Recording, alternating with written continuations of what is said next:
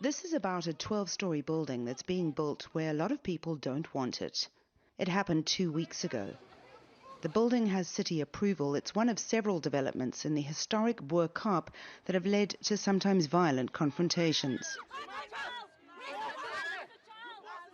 Earlier this month, residents and developers were in court where developers tried to have residents banned from interfering with construction. The judge gave them 2 weeks to negotiate a compromise. The judge ruled that the construction can continue, but the cranes that caused the chaos will not be allowed back into the Bo-Kaap until then. Cranes will not move. What we need to tell developers that in future they need to consult with communities. They need to find the feeling of the communities. Don't come in other people's homes and think that you can just put the for sale board at their door and they mustn't react to it. New developments can go ahead because the Bo-Kaap doesn't have heritage status.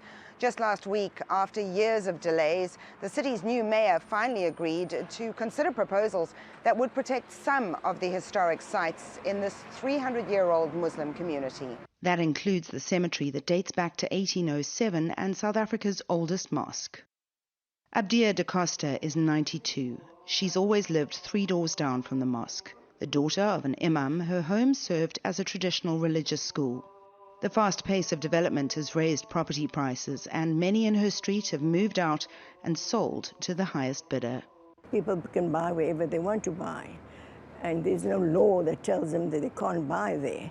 But I hope it will not encourage in such a way that we will feel, in a way, starting to feel isolated.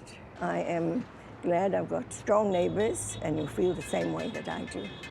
Most nights she sits in silent protest with those neighbours as the tourists stroll by. The proposal to give proper heritage status to parts of the Bo-Kaap could take another 2 years to finalise. While it's being finalised, development can continue. We are not rich people, and I think that is the fight on.